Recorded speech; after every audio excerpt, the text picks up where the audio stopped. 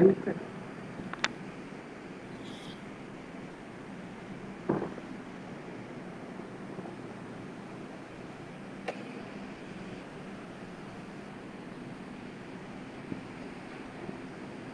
have 100 members joining.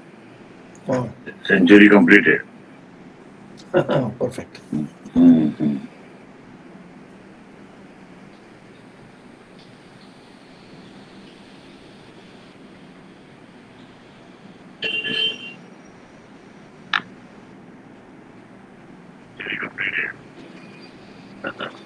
So I think I've got the date wrong here because it's 8th of October here, but you are Mm-hmm. on the 9th. Yeah. Mm-hmm. I can change it. That's okay.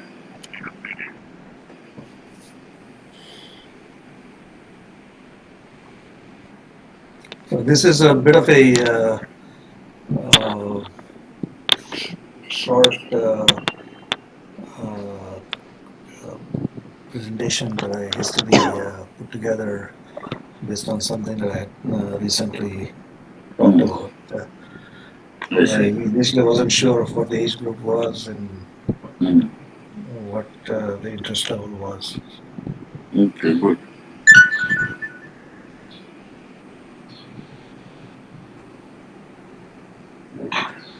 And,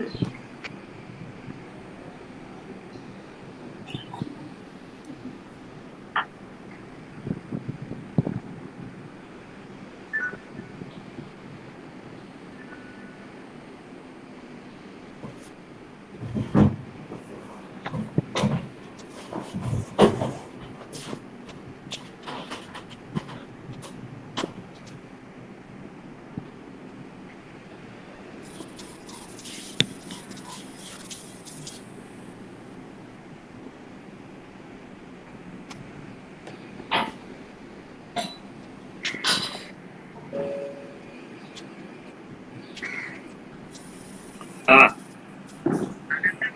बोलिए.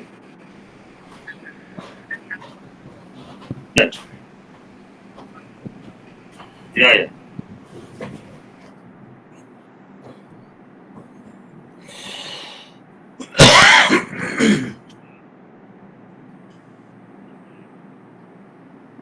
So you have children from all over. How many languages? So,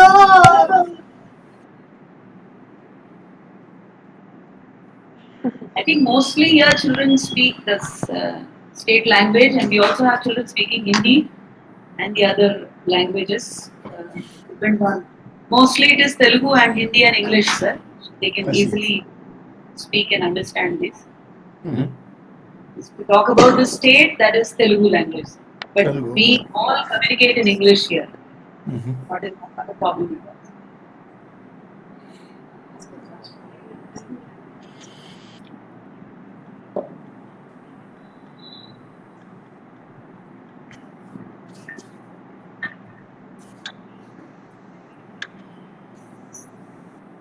Roughly 14, 15-year-olds, Sir, 16-year-olds. 14 to 16, sir. Okay. 14 to 15. Ma'am, we can start, I think. Yeah, we Sir, shall can. we Go ahead. start? Sir? Yeah. Go ahead. Okay, okay. So, sir said he will join as soon as he can, sir. That's Ma'am, okay. you can start and. We'll continue. Yes, sir. Is anyone starting or should I do it? Yes, sir. I will be starting. Ma'am will start. Just give me a coming up to this time. So, very good morning. I think World Space Week is an international celebration of science and technology and its contribution to the betterment of the human conditions.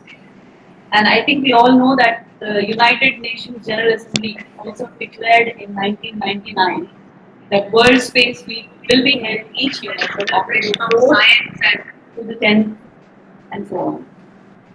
So, what is common among all these? Let us just discuss. The first woman in space, Valentina Tereshkova, who flew in the Russian spacecraft on 16 June 1965, and Christina Koch, who spent 323 days in microgravity, setting the record for the longest walk in space. Kalpana Chawla, the national hero in India, and the first woman of Indian origin to have gone to space. True. I think the shuttle Columbia, all of us know it. And then we have Sirisha Bandla now, who flew 89.9 kilometers into space, roughly 1.5, 1 minute, 10 seconds above the Earth's surface. Yes, I think that's the grit and their determination to make a difference and bring a considerable change for the world for its betterment. Because we are all looking forward to bring about a breakthrough in the shackles that are coming up in the world that is existing today. The sky is the limit, children. If you want to become another great and make a difference, this is your opportunity. So this year, the theme for the World Space Week celebrations is Women and Space, which again highlights the first very fast fact that sky is the limit. And we all know that more than 65 women are believed to have flown into space as astronauts, cosmonauts, payload specialists, or even space station specialists, and so on. So above all, most of the space-related ventures by all the space agencies across the world have a common aspiration and an alternative, that is the alternative haven for the Earth. Yes, so they have propelled their studies in subjects like investigating how plants react to the change in gravity, exploring ways to enhance nutrients for the space agent and the world as such, designing a sick way for the crew members to space, I would say, that distance, finding definitely an alternative planet or a moon that can be taken as a so all these are for you children to take the lead on their Prakashans. To make this an even more beautiful place and a haven for yourselves and the future children. Dear Prakashan, this is your opportunity. You have to take advantage of this celebration and many more that are going to come from Sri Prakash Vidyaniketan Vizag today and in the future. So with this, I take all the, I would say, prestige and pleasure to invite Dr. Sanjay Limai and our very senior Dr. Sudhakar Singh Agarkar sir and Sumas director sir, teachers and my dear children. Please, I would say, put your hands together to welcome all these great people. And then, yes, let us start today's program by inviting our very own Dr. Sudhakar C. Agarkar sir, a very close associate, a great person, and I would say somebody who has been there for our school always, to speak on this occasion. May I request Dr. Sudhakar C. Agarkar to come, please? Sir? So, namaste, and thank you, madam, for giving me this opportunity.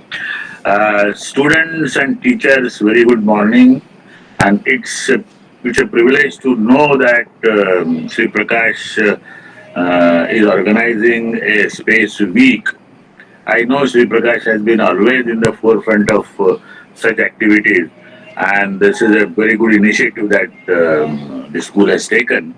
And it is good that you could get a person who is actually working in the planetary science. Dr. Sanjay Limay, whom I know for more than 20 years. I first met him in USA when I had been to Madison. He's an expert in this field. In fact, when he came to Mumbai, we had arranged his lecture on, say, Venus and whatever knowledge was available at that time, he has shared it. It's good that we are going to listen about the interest of space scientists in Venus. In fact, India is also progressing well in space science. We know we had a Mangalyaan which we wanted to send to Mangal. We had Chandrayaan, which we have already sent to Chandra, the moon, and therefore not only the our interest of space is going to these planets, but we are also using space. In fact, our present communication is through space only. And fortunately, this pandemic has allowed us to keep in touch with people who are far away from us. As you can see, Sanjay is in USA, which is a night of Friday there, and we are here in the morning of Saturday. But this has enabled us to interact. So, without taking much time, I would hand over the proceedings to Sanjay. I'm sure, as I told you, he is a planetary scientist and working at the University of Wisconsin at Madison. For your information, students, he is a national science talent, scholarship holder from India, and then he had his degree, and then finally went to USA, had his higher education, and then settled there. Okay, I hand over to Sanjay Limaye. It's your Thank you, turn. Dr. Agarkar. Thank you, Dr. Agarkar. Dr. Sanjay, I think one of our students is waiting to introduce you to all of us. I think it's a pleasure for the child, sir. May I request you to give us few more minutes to speak, sir. May I request Aarti Sudhir to please come Yes, forward. ma'am. Yes, ma'am. Take the lead, Aarti, you can speak. Yes, ma'am. Should I Namaste stop and sharing? Namaste and good morning to one and all present here. I, Aarti Sudhir of Grade 10, take this opportunity to introduce a space scientist, Dr. Sanjay Limaye. Sir Sanjay Limaye is a scientist at the Space Science and Engineering Center at the University of Wisconsin, Madison, USA. He is engaged in learning about the weather on the planets. To accomplish this, he uses data from spacecraft as well as Earth-based telescopes. He also likes to talk to K-12 students and the public about what they have found out about our solar system neighbors. Sanjay sir has come from a scientific and educational background, so a career as a scientist was not a new concept to him. This was probably an innate curiosity about how things work for him. The idea to pursue a scientific career took strong hold by the time he graduated from high school, particularly when he won a national scholarship for pursuing a career in space. The preparation was a strong background in subjects like maths, physics, and to a lesser degree, chemistry. The best thing about the job is that he actually truly enjoys what he does. In other words, he says, it is not a job, it is a hobby. Growing up, Sanjay sir read both fiction and biographies, not so much science fiction. He did a lot of experiments with home building gadgets, etc. His advice for students is to follow up on their curiosity and ask questions, get somebody to help, meet people working in the area of our interest, visit laboratories, science museums, etc. Sir, it's a huge pleasure to have you here with us today. Let us all applaud for the spectacular personality. Thank you for a very nice introduction. I have no idea where you got all that information, but most of it is true. I am indeed a very lucky person, and I'm very happy that I finally am able to speak to Sri Prakash Vidyaniketan students. I've been invited for over several years. Unfortunately, the pandemic and some family situations have prevented me from traveling for the last 3 or 4 years. And so I'm delighted that I can talk to you via the internet. Uh, this is the Space Week, and I want to take you further away from Earth and try to tell you a little bit about Venus. Mostly because for the last almost 20 years I've been focused on Venus, working with several missions, the European mission to Venus, Venus Express, Japanese mission Akatsuki, and then been working with the Russians on their Venera D mission, which they hope to launch in 2029. And then there are several other missions that we have discussed. But let me just jump into the topic and uh, begin with why the sudden interest in Venus. Now, you might kind of wonder, I don't know how many of you follow space in general on a daily basis, whether you are looking into Mars because of Mangalyaan or the Moon, Chandrayaan, or other planets. I don't know. But for the last few decades, the thrust of space exploration among at least the major space agencies has been the search for life. That's what's driving most of the scientific missions. Pretty soon, in about 2 months, a huge telescope, the James Webb Space Telescope, will be launched by NASA on a European rocket, actually, because it is too big for any of the US rockets at this point. I mean, its solar array is about the size of a tennis uh, match field. I had the privilege of visiting Northrop Grumman clean room at which when they were assembling it, and I was just absolutely flabbergasted at the size of that sun shield, and to learn that there are actually three mylar layers barely a centimeter apart, and they have to keep them separated and not touch each other. And then the whole thing is folded and then deployed. It's quite an engineering feat. So even though I'm a scientist, I am humbled by the efforts of the brilliant engineers that allow us to explore the planets and uh, learn about space. And there are equally brilliant people in India. I know I've met many of them. I know some of them. So it's great. So, and feel free to ask questions, write them down, and ask me at the end, and I'll try to be brief. And somebody please remind me at 15 minutes because I'm using my phone. I've lost my timer. um, so, why the sudden interest in Venus? First of all, is it a clear morning there tonight? And last night, was it clear too?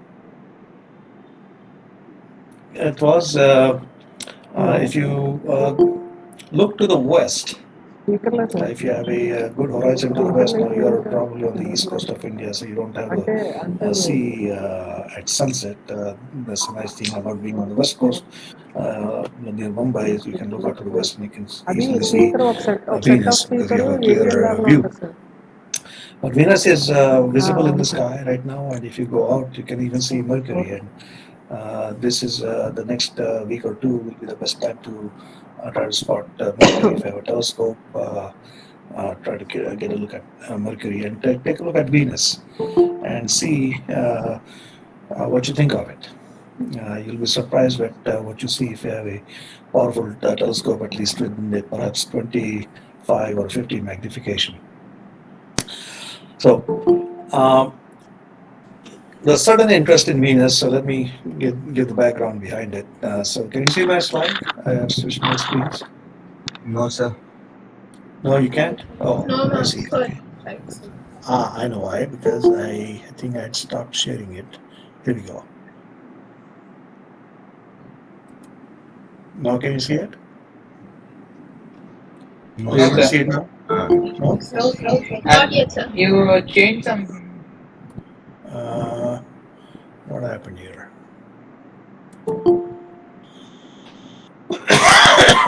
How about now? No, sir. No, I sir. think bottom of the screen you have three dots, Yeah, I'm pressing that, but and when you do, you have your option called your entire screen. I think there you can rectangular box. You can click on that. yeah, I see it. I'm trying to share, but it won't let me click. That's strange. Shall we share it from our side, sir? Uh, mm, Let me. చేసావా share చేసామంట Why it won't work?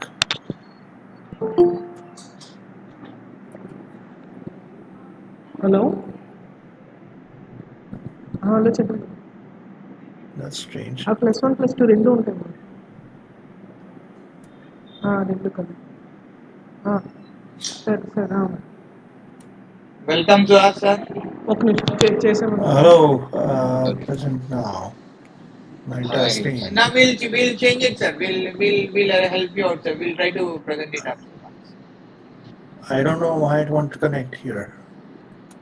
No, you can just talk when you're just shown on the screen, sir. All right, okay. Share it from your side. You won't see the Yes, animation. sir. We're just sharing it in 1 minute. Sir.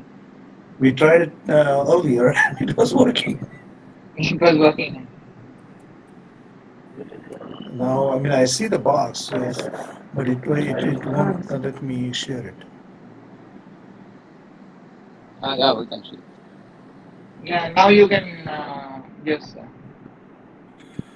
Okay. You can see the screen. No. Yes, I can see it. Okay, so let's go to the next slide. Next year. And I'll do the same thing here, so I can follow on my screen as to what I'm seeing. Okay, so do you see this graph? This is a histogram of the number of missions launched towards Venus since 1961. I extended it till 2035 based on the projected missions to Venus. And as you can see that in some 5-year periods, 1981 through 1985, we have had as many as 6 missions launched. These are the launch dates, not the arrival dates, so there's a little bit of a lag there. The first mission beyond the orbit of the moon was the successful mission was Mariner 2 in 1962.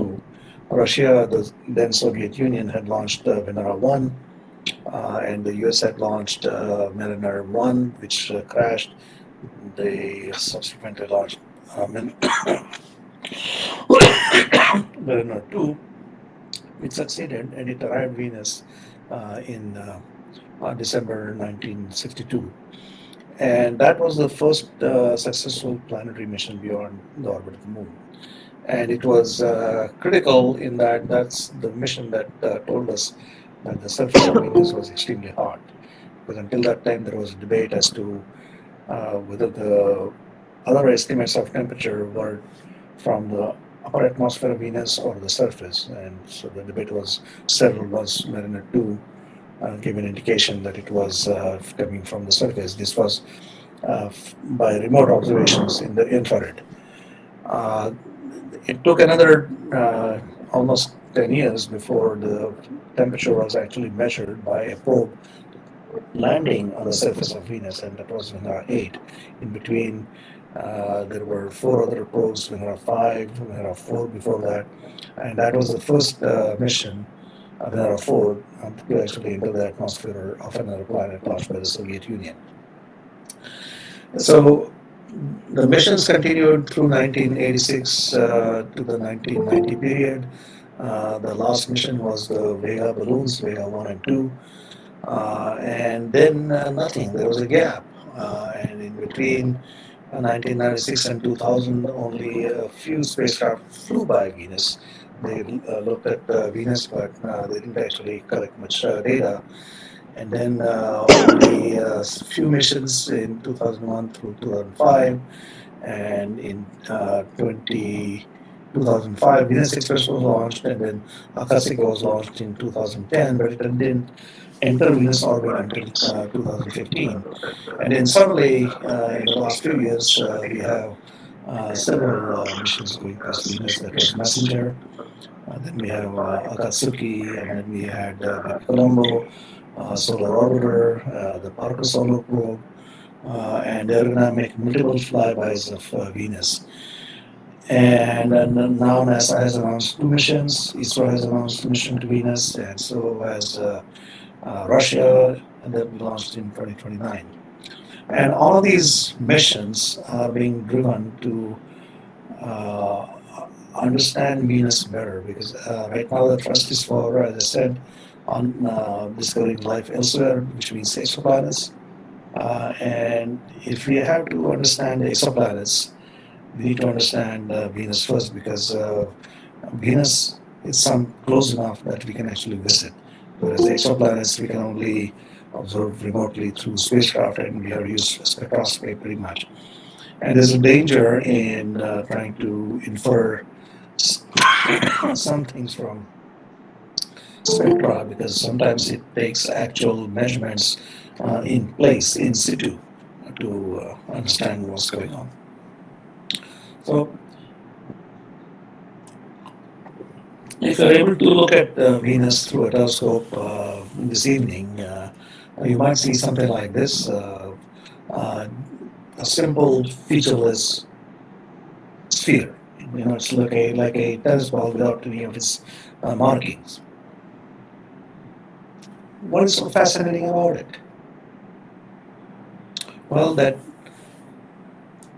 white ball is white because it has a very thick cloud cover. It's about 30 kilometers thick, and its thickness gives us brilliance. And you'll be surprised when you find out that we're not actually looking at the full disk crescent when you look at it from Earth tonight, if you are able to discern that. You don't see any contrast, and it is very different from Earth's images that you might see from some of the INSAT 3D images, for example. And that cloud cover shrouds many mysteries about the surface, so we have to use different instruments to learn about them. If you look at Venus at UV, ultraviolet, or blue wavelengths, we start beginning to see details. And here I'm showing you two examples. On the left is a pseudo false color composite of images taken in sulfur dioxide wavelength at about 283 nanometers, and in UV, where Venus absorbs some sunlight. But in those individual filters, we don't see any colors, of course, because it's just basically black and white, and you can see that on the right side in the image. Now, an amateur astronomer, Charles Boyer, had observed Venus for many years, and he followed images of Venus taken on several days, and he first determined that the clouds must be moving every 4 days all the way around the planet. That's extremely fast. If you launch a balloon on Earth, it will take you about a month to go all the way around, and people have tried that. Well, Venus, it will next go నేను around the అంటున్నాను whole వీడియోలో planet చెప్పాను కానీ in about 4 ఇది days. Present చేస్తే Extremely live fast. Disturb అవుతుంది So that's called superrotation, and those live rings are disturb going in అవుతుంది the same direction. Live And లో the present plot here on the right gives you an indication of the speed of the clouds measured from images such as these. Now, we proposed about 3 years ago that those clouds uh, may contain some bacteria, some microorganisms, which are absorbing sunlight and give rise to the contrast that you saw in the previous images. Because for the last century, we have not been able to arrive at the nature of the substance, the identity of what is causing the absorption in the ultraviolet. Those light and dark patches that you saw in the previous image, we didn't know what they were due to. By the way, can you flip the images? I'm sorry. Go to the slide number 5, because we missed the previous slides. I forgot that you're not you're seeing my screen. Can somebody flip the slides?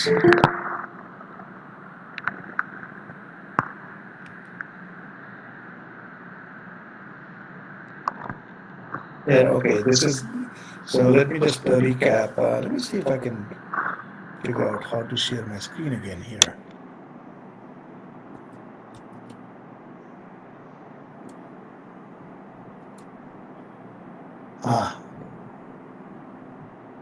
No, still won't work.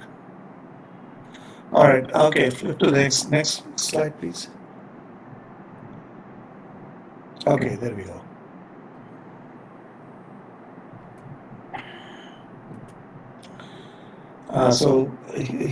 These are the images in UV that I was discussing earlier. And those light and dark patches that you see in this frame are uh, caused by some substance that we don't know what it is.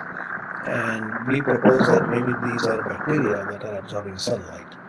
And the next slide shows an example of what that might look like, because we know where the clouds are. They're about, next slide, please. There. So the clouds are high up above the surface, unlike the Earth clouds. Venus clouds begin at about 48 kilometers and they extend all the way up to 30 or 70 kilometers. They're thick, but the temperatures around the bottom are more Earth-like. They're not so extremely hot, and there's enough water vapor and liquid water that we think some bacteria could survive. But the clouds are made up of sulfuric acid, and the next slide shows a life cycle of some of these bacteria. In the top is just the same, a different version of the figure I showed you just now. And in the bottom, you can see those numbers, and those represent the life cycles. So the spores of the bacteria are at the lowest level, maybe around 30 or 40 kilometers, and then they are lofted up by winds. They find moisture, they come alive, then they grow, go up to number 3 or number 4, and as they grow, they start falling down, and when they fall down, the temperatures are much warmer, and so they get desiccated and form spores again, and the life cycle begins again. And then last year, so this figure came from a paper that was published just recently, and it's part of a collection that I'll mention soon. Last year there was a discovery of phosphine on Venus. Why is phosphine so peculiar? Well, first of all, it's a poisonous gas. But it was also suggested as a biogenic signature for exoplanets by Clara Souza Silva, and her colleagues in a paper. But the discovery of phosphine on Venus was not expected, and when people read the report, most people were surprised and they didn't believe it. They said there must be some errors in the observation. Maybe they mistook it for sulfur dioxide. They didn't analyze the data properly. There were some calibration errors, etc., etc., etc. And the authors who had made those measurements, they considered those objections and have answered them, and there have been at least more than half a dozen papers published about the data analysis. But right now it's basically at a standstill. People will believe them, some people, and some people will not. Well, one of my colleagues and I, we actually looked at some older data taken by an entry probe, Pioneer Venus Large probe, that made measurements in the Venus atmosphere in 1978. And it had an instrument called neutral mass spectrometer. And that spectrometer basically looks at the atomic masses of the constituents in the atmosphere by ionizing them. And we found some signatures that suggested that there must be something close to phosphine, because we saw one of his fragments, NH2. If you know your formula, phosphine is pH 3. I meant pH 2, not NH2, which we also see. Excuse me.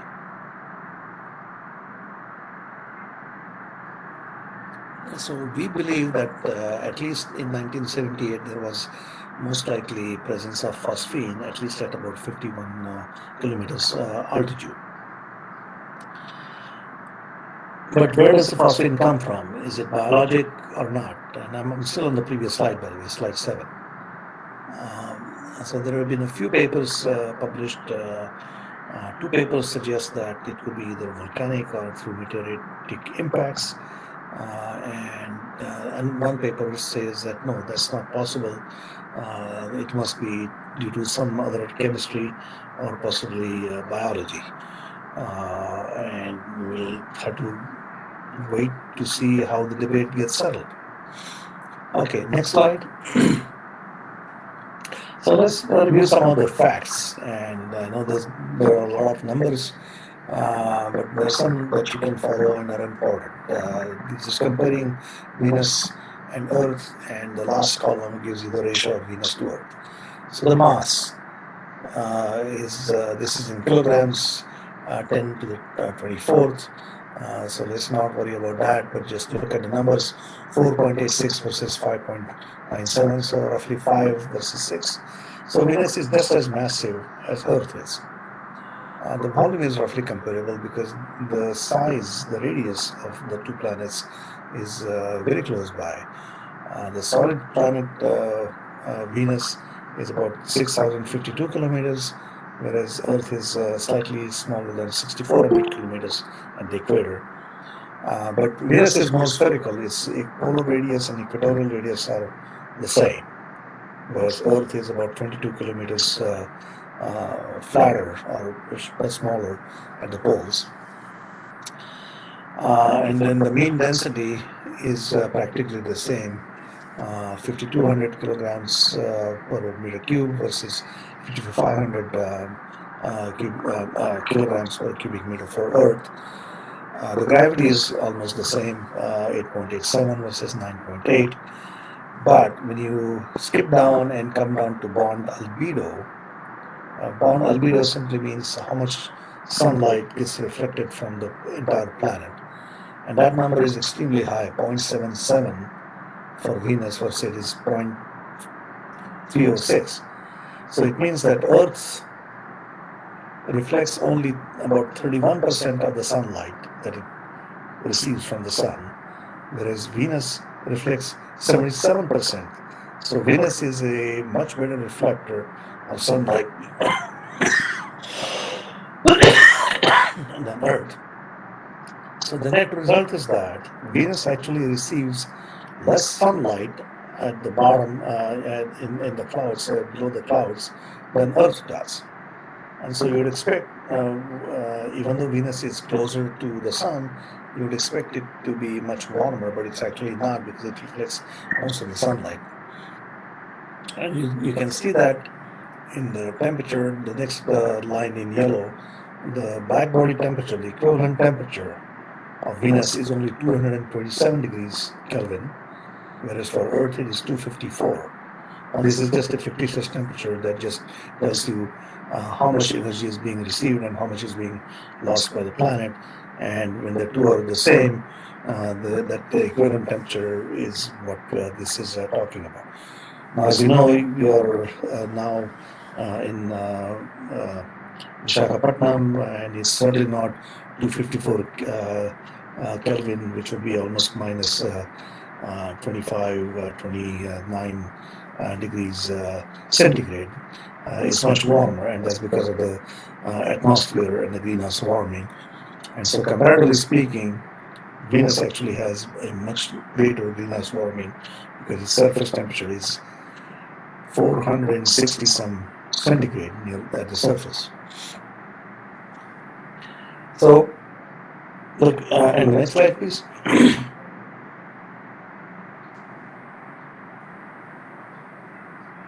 If Earth and Venus are so similar in physical properties, they're really, really close to the Sun compared to, say, Pluto, why are they so different? They formed at about the same time, 4.5 billion years ago. And here are some other key differences which I didn't dwell on in the previous slide. The rotation rate. Venus rotates once every 243 Earth days. and this is sidereal day, not solar day. And its spin axis is oriented upside down,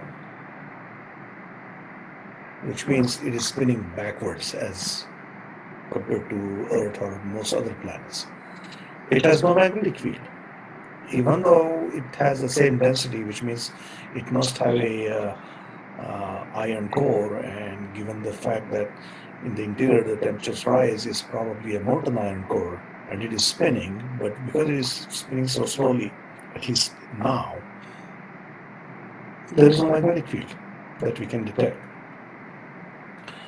And compared to Earth, which is only 50% cloudy, Venus has a global cloud cover. It's permanently cloudy, 100%.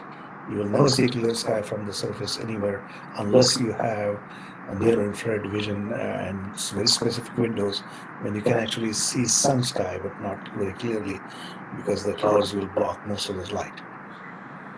The surface temperature and pressure are very different. 93 times the Earth's atmosphere. The density is 65 times higher than the Earth's atmosphere at the surface. And the surface temperature is 750 Kelvin, roughly 725, versus Earth average is about 300 Kelvin. The composition is different. Venus today is mostly all carbon dioxide, about 95%. It seems to vary somewhat. There's a little bit of nitrogen, whereas we have nitrogen and oxygen. And the clouds are different. We have mostly water clouds. You may get some ice in it, but Venus has sulfuric acid clouds. But the clouds number density, the particle size, the number of particles per cubic centimeter is much smaller on Venus on average than on Earth. We don't know whether there are volcanoes going off on Venus today or not. We suspect there must be some based on some of the things we see in the atmosphere, but we have not actually seen an active volcanic eruption on Venus yet. In the past, there certainly were very many volcanoes going off on Venus. We have identified at least 1,000 volcanoes all over the planet. And because of the high temperature on Venus and the high pressure, there is no liquid water on the surface. But there must have been some liquid water if Mars and Earth are examples. And given the fact that there's no water, there are no differences in the surface reflectivity or albedo, and the circulation is different instead of these somewhat turbulent winds patterns that we see with waves, Rossby waves, planetary waves, and storms going off. Venus atmosphere is mostly zonally. All the winds are roughly from east to west, all in the same direction over throughout most of the atmosphere, except very close to the surface. And Venus is much smoother. Okay, next slide.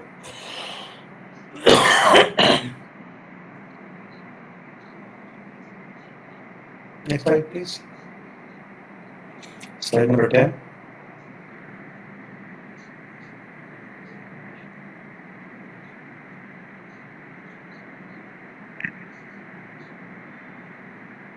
Can somebody switch to this slide? There we go. So there are lots of small images here, but bear with me. I hope you can see or recognize Earth in the images to the left. These are Earth images taken from a weather satellite at different wavelengths. And I try to find similar wavelengths for Venus on the right side. Now, the one thing that you may notice is that at different wavelengths, which go from blue to infrared, you can pretty much make out the clouds, and they look about the same in all the wavelengths, except when you come to water vapor, which is 6200 nanometers, which is the fourth image from the left in the second row. And that's looking at a wavelength that is sensitive only to the emission by water vapor. There you don't see any land, but otherwise you can see the land continents in all other images pretty much. Even in the infrared, you can see them warmer. Whereas if you look at the Venus images, every wavelength the clouds appear different.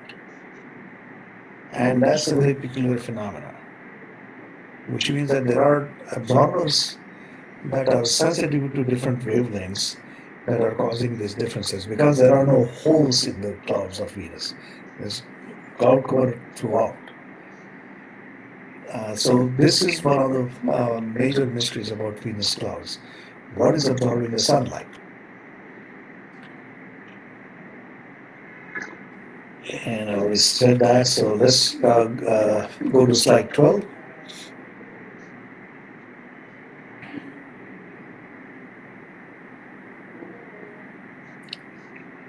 Okay, all right. Slide. Ah, oh, I think I must have. Can you go to the next slide, please? I'll skip that. Oh, I see. You have slightly different slides than I do. Okay, all right. Go back to the previous slide.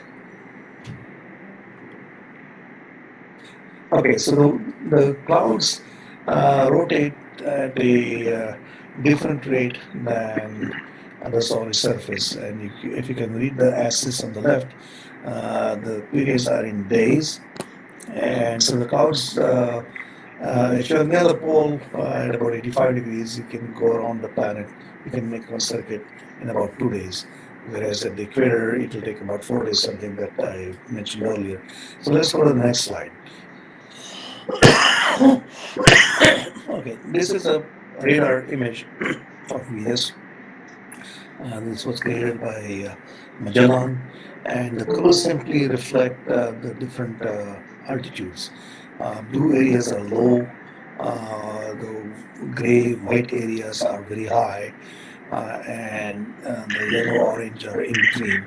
And over most of the planet, the height differences is only about plus minus 2 kilometers. So it's not very large, except in the middle of the picture, way at the top, you'll see a kind of an elongated white blob.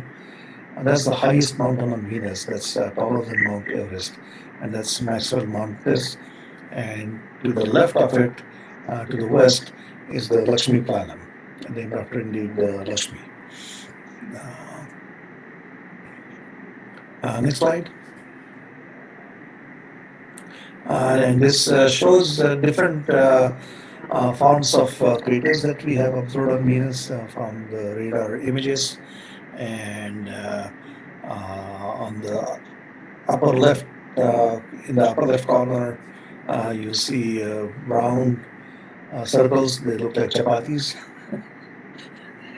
So they are called pancake volcanoes because people couldn't come up with a very scientific name. So they're called pancake volcanoes.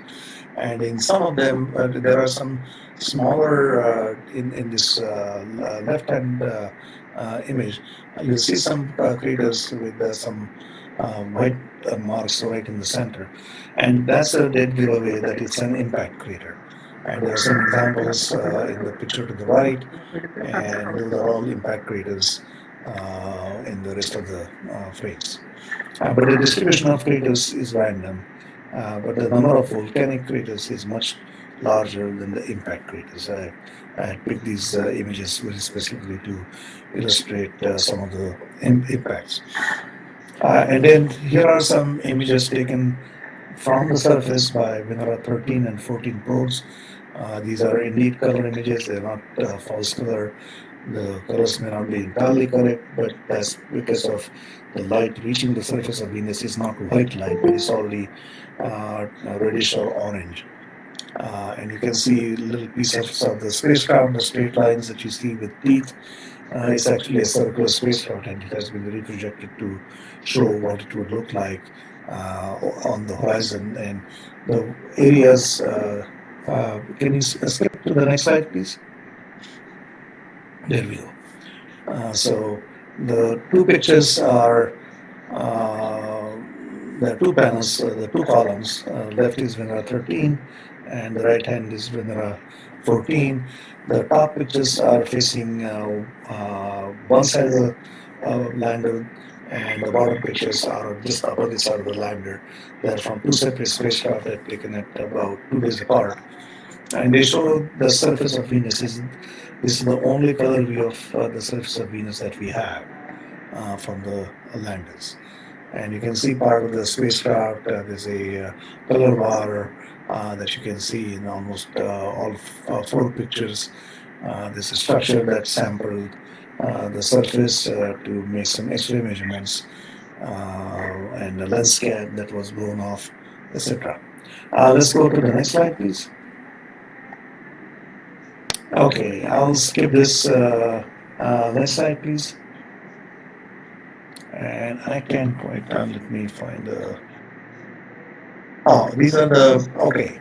So let me try to wrap up here. These are the new missions to Venus. In about 2 years, Rocket Lab will beat everyone by sending a probe to Venus in recent era. Then 1 year later, they'll send a slightly larger probe in 2024. There's the announced ISRO mission to Venus and orbiter, but very little is known about its status. It was supposed to launch initially in 2023, but it's been delayed at least till 2024, according to the chairman. But my guess is that it'll end up delaying it till 2025 or even 2026. Then in 2028, Veritas mission will be launched by NASA. Venera D from Russia will launch in 2029. In 2028, United Arab Emirates will also launch a mission to asteroids which will go past Venus. And then Envision has been announced in to be launched in 2031 by ESA, and then there are these other missions going on, and there'll be many other flybys. Next slide, please.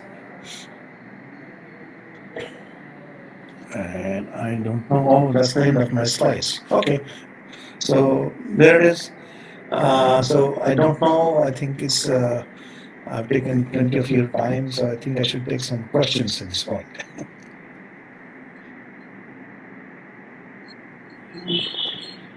Sir, I think we'll. Can we have the questioning session a little later, sir? Is it okay? Sure. Yeah. We would request Dr. Suhas V. Nayak Satam also to speak. And we have put up time for questioning after that, sir. Can we have it, sir, for that? That's fine. Yeah, you call. May I request Kirti to present to introduce Dr. Suhas to all of us? Yes, ma'am. Thank you, Kirti. Namaste, everybody. This is Katie. I take great honor in introducing Mr. Suhas Nayak Satam, General Secretary, National Center, Science Communicator, Mumbai. Mr. Suhas Nayak Satam started his professional scientific career at National Planetarium, Naval Center, Mumbai, as a scientific program coordinator in September 1985 after graduation in physics. His specialties are astronomy education, public outreach, management of project coordination, media relations, and public relations. He has coordinated many planetarium programs consisting of flight talks, video shows, exhibitions, and sky observations through telescopes in villages and townships outside Mumbai. He has organized more than 200 sky observation programs as well as observations of celestial events such as Halley's Comet, solar or lunar eclipses, Venus transit, meteor showers, and Mars opposition. He has been instrumental in organizing more than 150 educational workshops on science, mathematics, and environment for secondary school students and 10 topical seminars for school teachers.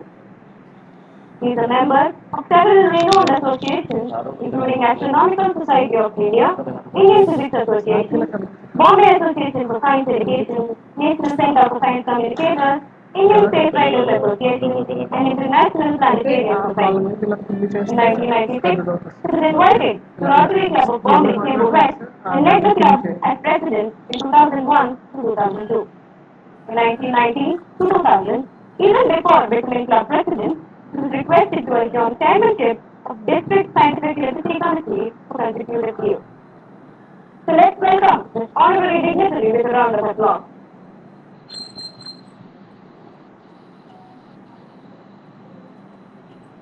you, Kirti. It was lovely listening to you and welcoming Master. So, sir, may we request you to speak a few words on this occasion? We've been anxiously waiting for you, sir. A warm welcome to you once Okay, again. thank you. Thank you. Can you hear me? Yes, sir, we can. Uh, okay, thank you. I thank the pandemic in part. If the pandemic were not there, I would have been physically present in Vizag. I'd like to remind Dr. Demian. I think Sanjay, I am grateful to you. You revealed the Venus so much. The Venus got bright, like got looking brighter today, in fact, So thank you for putting a lot of light, in fact, and illuminating Venus for us. Friends, this is a festive season. Greetings from Bombay.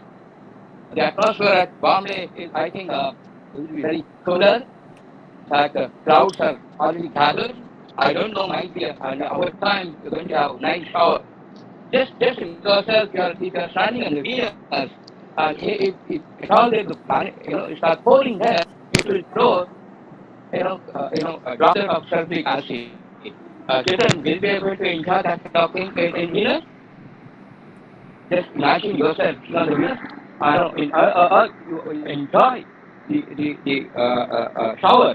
It's purely of water in nature. Just imagine on Venus we'll have a shower of sulfuric acid. If the drop of sulfuric acid falls on your skin will get burned. And on Venus, that's the planet Venus. One of the beautiful objects in the night sky, in fact. If the Venus is there in the sky, definitely Venus will, definitely attract your attention. That's the reason the Venus is called an evening star or morning star. It's not the star, it's the planet Venus, in fact. As I said to you earlier, that is a festive season, in fact. We are celebrating, you people are celebrating, everybody is celebrating International Space Day, in fact, And we are gathered here for celebration, our celebration of different nature. And you know very well our India, our independence, we are celebrating 75 years of our independence. And I think you people are definitely of lucky people.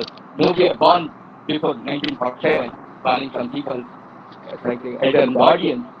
I think I could call you, you are the warrior, in fact, People before 1947 fought a war to get an independence. And then I think you also fighting a war of different nature. I will call it the biological war. Are you with me? Did you fight a war? And you know that the warrior, in fact, the war is, which war is it? COVID-19, in fact, I think COVID made us a different person altogether, in fact.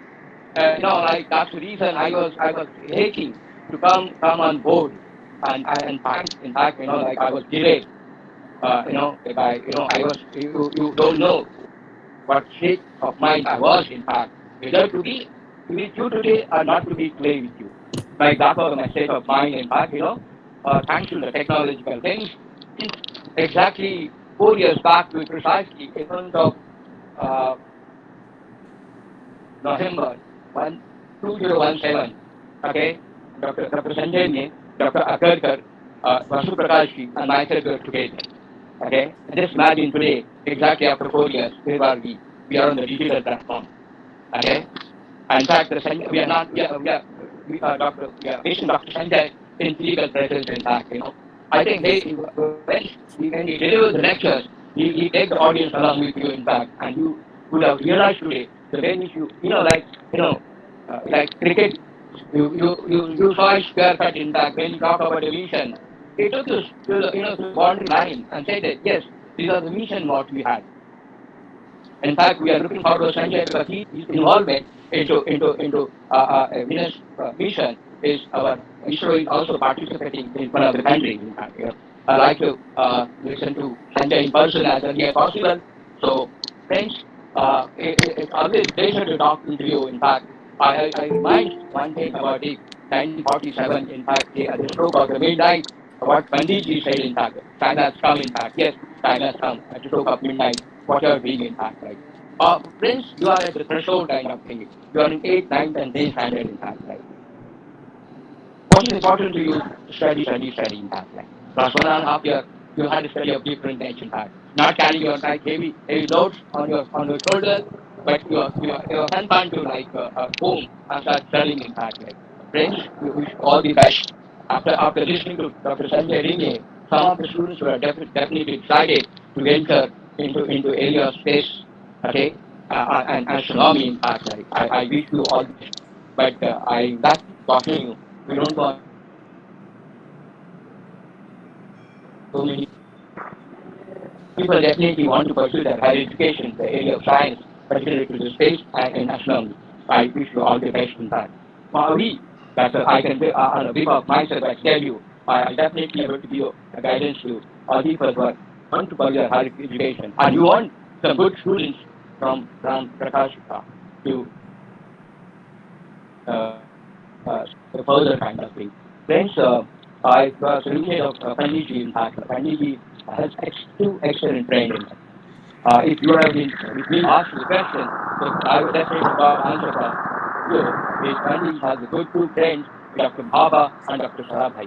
What you see the development of science and technology in India, we go to Dr. Pandiji or Mr. Pandiji, because you see the like where how where you are involved in technology. NG's program is thanks to Wheaton and subsequently leaders who had the leadership and took the Indian nuclear program were ahead kind of thing in fact. When year 1957 the space era started, we launched a Sputnik in fact. Okay? We had that time Sarawagi came into Indian scene, Indian horizon in fact. And where we stand now? We had an excellent Chandrayaan mission. We had excellent Mangalyaan, and definitely very soon we'll have Gaganyaan. Right? So friends, we are marching as for science and technology. Space is concerned in fact. Friends, you are the lucky generation in fact. You had a nice goal, but can definitely take one step today and take much development of science and technology in India in fact. I want because there are a lot of scopes available for you in fact. You learn and I said to you, I envy you in fact. 1947, okay, we started our independence. Where we stand, I said to you earlier, we have just completed 75 years. I think you people generation will definitely go to 2047, which is the centenary of our Indian independence kind of thing in fact. And if you add 25 plus 20 years, you will be definitely excellent, right, beautiful mind of beautiful nation kind of thing in fact. Friends, I can go on. But at this juncture, I'd like to wish you all the best in your future endeavor as far as the space science and any scientific thing you want to do in India. You are the beautiful mind which matters to us as far as our future is concerned in fact. Friends, I take your leave by saying the only thing, Kevita, Ketan. Thank you so much for being with me. Thank you, sir. I think for us, it truly is a wonderful opportunity for all the Prakashites to be able to know further about this particular topic, and the occasion is definitely an apt one. So, I think we can have the questioning session from our students, and we would like to start the questioning session. So, may I ask Aarti Sudhir to come forward with a question? Sudhir, Aarti, you can ask your question. Yes, And ma'am. all the other students who please stay muted, and your questions are being answered. Thank you. Yes. Good morning, sir. Namaste, sir. So my Good question is morning. that what was the reason that led you and the other scientists to conclude with the statement that Venus was not always inhabitable and that it may have been the first habitable planet? Yeah, and that's because if you look at when life began on Earth, and evidence suggests that based on fossils, is that the earliest fossils we have are about 3.5 billion years ago. So, what were the conditions like when Earth was only about 1 billion years old? When today it is about 4.5 billion. And if you compare the conditions on Earth and on Venus in its early history, perhaps half a billion to a billion or perhaps even 2 billion years, they were very similar.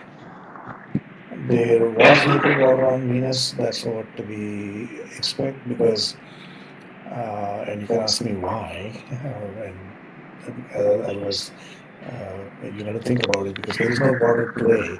So how can we guess that there was liquid water on Venus in the past?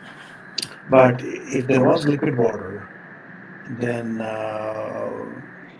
life should form because wherever we find water on Earth, there's life. And that's the mantra that's been used to go after Mars. And every day or every few days, we hear from NASA that, well, they discovered water again. There was a discovery from Perseverance that, yes, indeed, the lake they thought had liquid water had water in the past. That's what we read yesterday.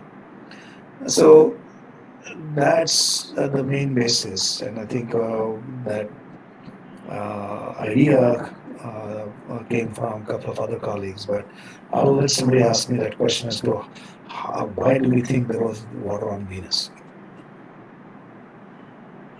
Yes, sir. Thank you, sir. Does anybody want me to ask that question? Yes. Thank you, sir. I think we have Banu Susan Verma. Can you please ask your question? Sumaya, are you there? Sumaya, Yes, ma'am. you can ask your question. Sir, do you think that Venus can be inhabitable anywhere in the near future? Could you repeat that, please? Good morning, sir. Good Do morning. you think that Venus could be inhabitable anywhere in the near future? I'm not able to hear Inhabitable clearly. in the near future, sir. Oh, in the near future. That depends on if you want to go there. But that aside, there's a good possibility that indeed life in some form could be extant present in the Venus clouds today. And let me explain why. Since nobody asked me that question, I'll give the answer away here. Uh, you all had chemistry, I suspect, at least a little bit. So you know about isotopes? Yes? So hydrogen has two isotopes, right? You know what they are, deuterium and tritium. Deuterium is twice as heavy, tritium is 3 times as heavy as hydrogen. So if you take the ocean water on Earth and look at its composition, there's a certain fraction of deuterium to hydrogen in the water molecules. That is, just like you have uh, H2O, you can also have deuterium and oxygen making up water. Not quite heavy water, which is tritium, but with deuterium. And people compared that ratio of deuterium to hydrogen in the atmosphere of Venus many, many years ago. And compared to Earth, the ratio of deuterium to hydrogen is much higher. So how do you get a high ratio of deuterium to hydrogen on Venus? And the most plausible explanation is that you had liquid water on Venus and it got photodissociated into hydrogen atoms and oxygen.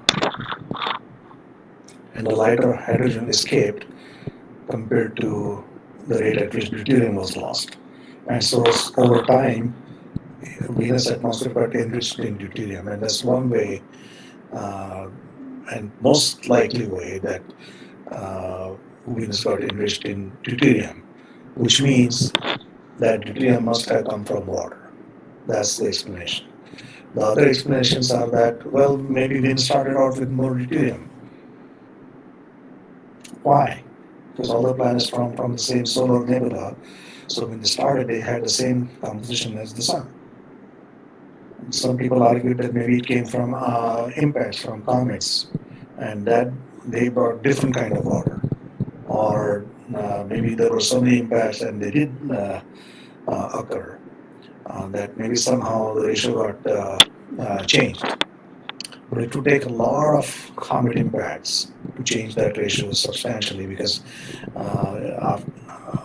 initially the ratio was only 150 times higher. And that's below the clouds about 60 kilometers and lower. And now above the clouds that ratio turns out to be even higher, 200 to 300, which suggests that more water is being lost today, and it has actually been detected that hydroxyl ions are being lost today.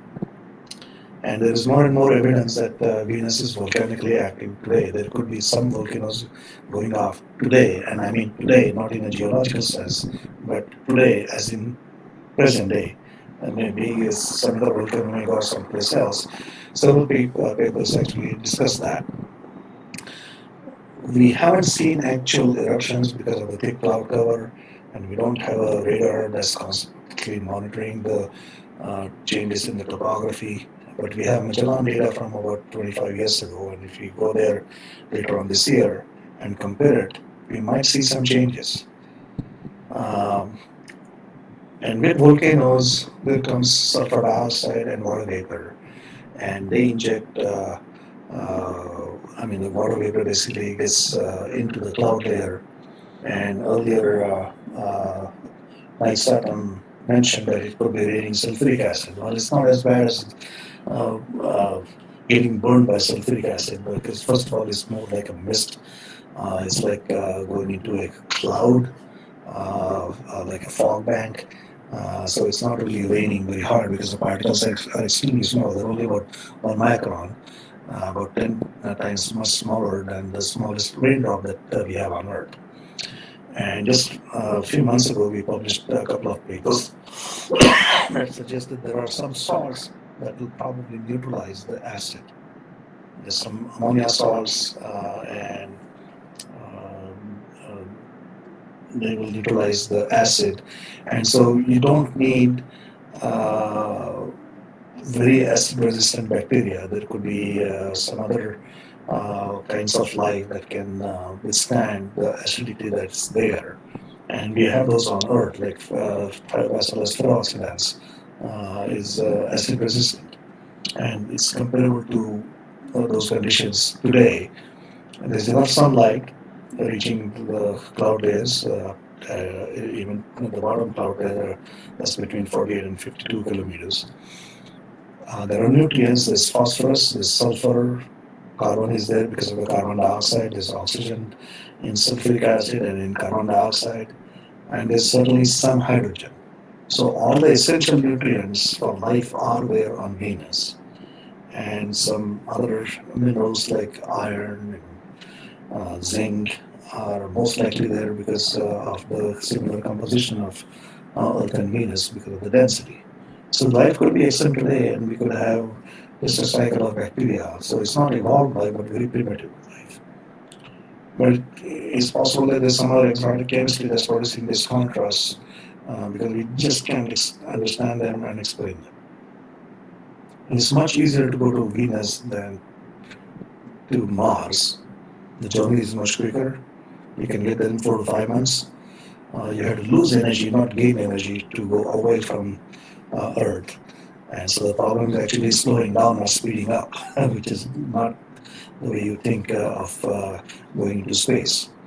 And in fact, you arrive at so much energy that you really have to lose a lot because the impact, if you send a probe into Venus atmosphere, the gravity loads and the deceleration is 300 times as impactful as falling down on Earth. The gravity load has 300 Gs, not 1 G when you fall down from a building, for example, on Earth. So that means that you have to have very strong structures. And there are ways to avoid it, but people are working on that. And maybe some of you will end up developing some aerial platforms that can survive and sample those clouds. Oh, anyway, so yes, primitive life uh, is possible even today on Venus, and it has survived for the last 2 or 3 billion years. If Venus lost its water about a billion or a billion and a half years ago, and that's based on modeling of the climate and the deep mantle convection. Okay.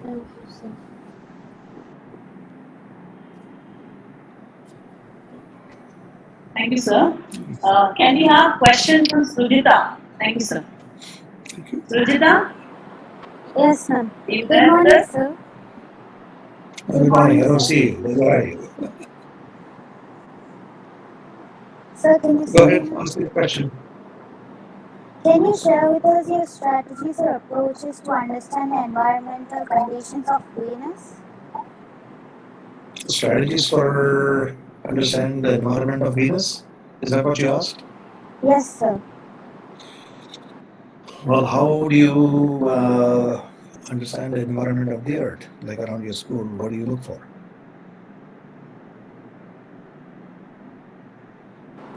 Sir, can you repeat? How do you go about understanding environment where you are around your school or your home or your city? What do you measure? What do you look for? Weather? Weather. Okay, so there you go. You answered your question. You look Thank you, for sir. temperature, pressure, wind, humidity. Well, not quite just humidity, but also trace constituents, major and minor constituents, amount of sunlight, amount of cosmic rays or cosmic radiation or ionizing radiation, X-rays. That's what you look for. What kind of clouds are there? Measure their particle size, their how many cloud particles are there per unit volume. That's what you're measuring. So you need instruments to do that. And then Thank for you. biology, looking for life, that gets complicated. Thank you, sir. You're welcome. Do we have Om Shri Panda here? Okay. Okay. So can we ask Abhishek to come up with this question? CH Abhishek. Abhishek, are you there?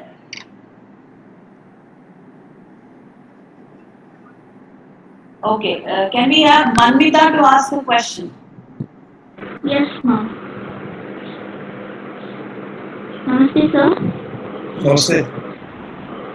So my question is, what are the evidences found so far that justifies that the Venus has Earth-like climate? Oh, I never claimed there is Earth-like life.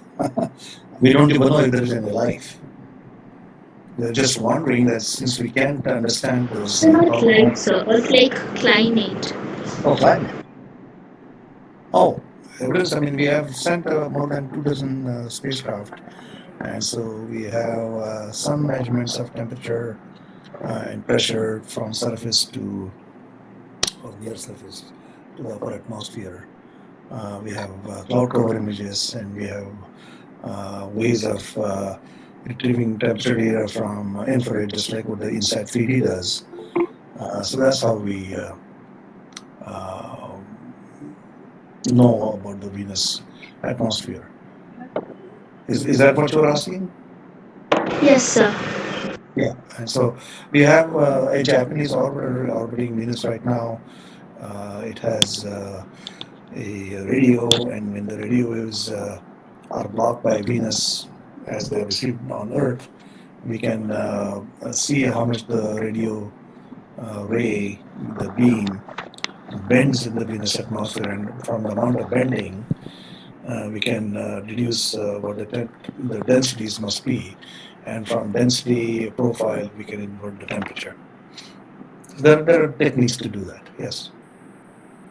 Thank you, sir. And I should mention, we have sent entry probes. We have sent at least a dozen or so entry probes and even 2 balloons that have flown into the Venus atmosphere for 2 days each. And so they measured the temperature, pressure, amount of sunlight, along their journey for 2 days. Thank you, sir. Very innovative. Yeah, welcome.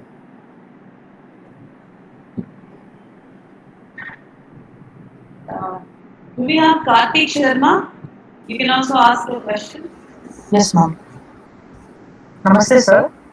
Say, Sir, although Venus is the second planet, what makes Venus so hot? no?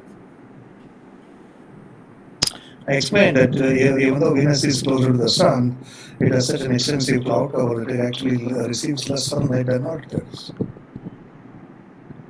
So there must be some other reason. Okay, sir. And that other reason is that it has almost a pure carbon dioxide atmosphere, so it's pure greenhouse effect. Okay, sir. That's why the rising carbon dioxide amount, it doesn't take much. But methane and water vapor are also greenhouse gases. The thing about water vapor is that it drains out, whereas carbon dioxide doesn't. It stays in the atmosphere for a long time. And so in your future, the conditions on Earth are going to be even more extreme than they are today. I mean, I don't know what the temperature there is today, but in about a decade or two, you can expect it to be maybe a degree centigrade or half a degree centigrade warmer. But I think, especially for a country like India, the major impact is going to be availability of drinking water, in a sense that unless India takes great measures to conserve water and collect some of the rainfall water in a meaningful way and go to use of solar energy, things are going to get very, very difficult. I mean, we used to, 20 years ago, we used to actually point to Venus to convey the importance of learning more about Venus, understanding Venus as to how Venus got so hot, as a warning for Earth. Those days are long gone. I think now we know that the global warming on Earth is due to carbon dioxide. So right now the thrust for Venus is really not what can we learn from Venus about Earth's warming. It's more about was there ever life on Venus, because that's a much larger question if we want to preserve life on Earth. Okay, sir. Thank you, sir. Okay.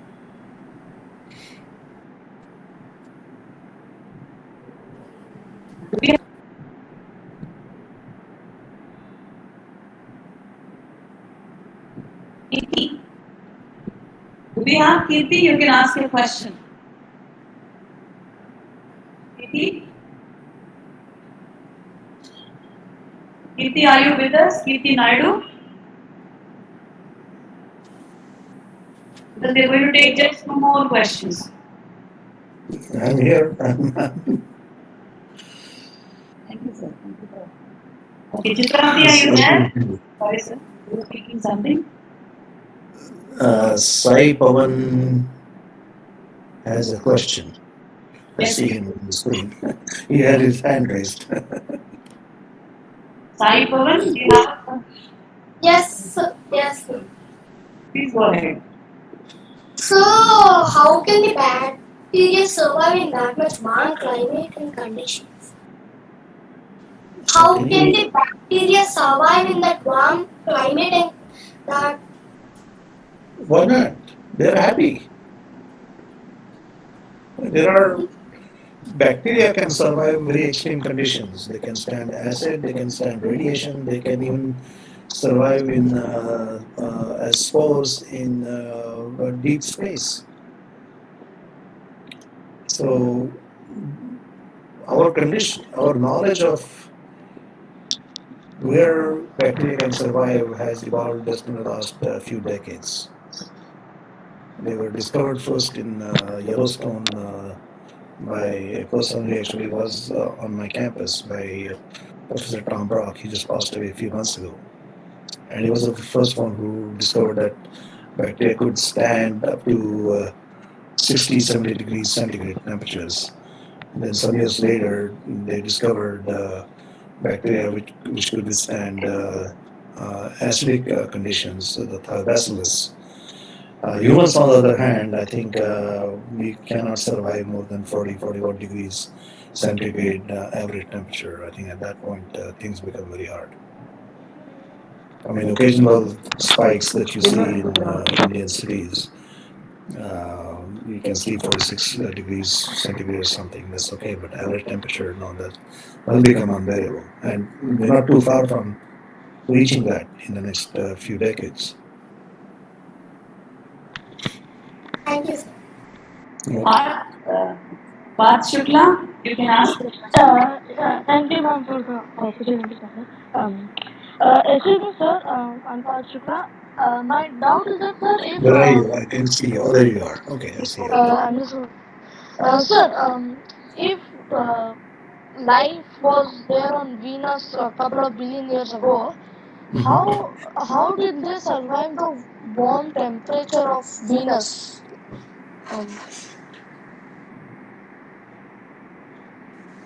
Should I repeat, sir? Once again. Can you repeat the question? I heard only the first part. Yes, sir. Sir, if life lived on Venus, so then how did they survive the warm temperature, like the hot? Okay, first of all, when life originated on Earth, the conditions were far different than they are today. And in fact, you would consider them extreme. There was no oxygen then. Okay. So it was mostly carbon dioxide, nitrogen atmosphere, maybe methane even, lots of methane. And no ozone because there was no oxygen, which meant that ionizing radiation, solar wind, reached all the way down to the surface. That's why some people thought maybe life evolved underwater. The problem is that the first molecules or proteins that formed, they cannot stand water. So the recent idea is that you need periods of drying and wet. And so instead of life arising only in the bottom of the ocean, it actually arose on surface where there was water only occasionally in puddles, like tidal pools, for example. And the radiation also has a lot to do with it. I mean, sunlight. There's a lot of. Do you know about circadian rhythm? I mean, you get up every day roughly in the morning, and you repeat that cycle of sleep and now getting up in the following day. And Yes, that cycle repeats. And that cycle is found in all forms of life, even in bacteria. And even if there is no sunlight, they still have a cycle that comes through tides, either lunar tides. You can go to the bottom of the ocean and you can have internal tides, and they are susceptible to that. So the proteins and the molecules, they have some way of organizing that clock, and that clock helps life. If they can, and if life can synchronize the environmental conditions with its internal clock, then it is able to survive. So, excellent question. So, how life evolved is that the internal clock somehow figured out how to survive. And life is a very tenacious way of hanging on. So, just like on Earth, as the conditions changed, life survived. Or could have survived on Venus. We don't know that for sure. I mean, I'm not saying there's life on Venus. We're just speculating that life could have evolved on Venus and went through the same adaptations that life must have had gone through on Earth. If it can occur on Earth, why couldn't it occur elsewhere? That's the question. Okay, is that, I mean, Yes, sir. that's all I can answer. So, Thanks, sir. yeah. So, I mean, eventually there was oxygen, and the kinds of life change, between archaea and bacteria, the different life forms, the anaerobic versus aerobic bacteria. So those forms changed.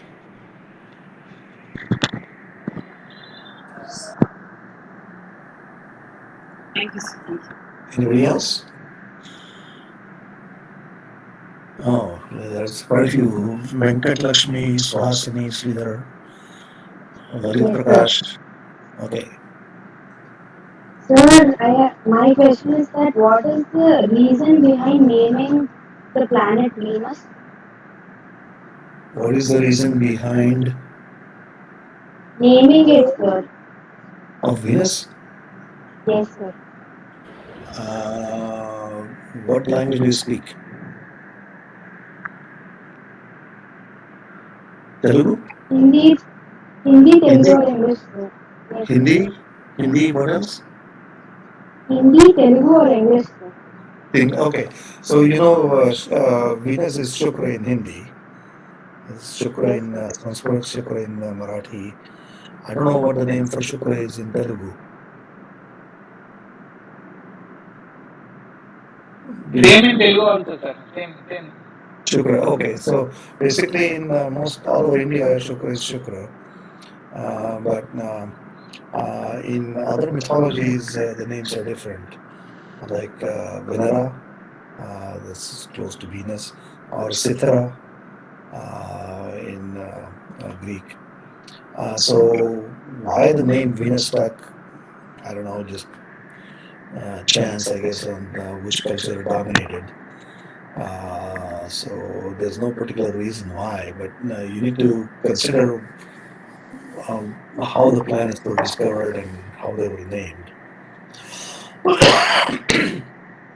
And I won't go into the story, but the number of planets and the number of days in the week are close together, are tied, right? I mean, you have Somvar, Mangalvar, Budvar, Gurvar, Shukrar, Shanivar, Ravivar. So you have 7 days, and they refer to the 5 known planets and sun and the moon. What is striking is the order is the same across the world, except I don't know about the Chinese and Japanese. They keep telling me whenever I go ask my Japanese colleagues, what the names of the week, or the days of the week, they say the first day, second day, third day, fourth day. So I don't know what it is, but maybe it has more to do with the fact that they use pictographs for their script instead of Devanagari script or some other script. But I don't know.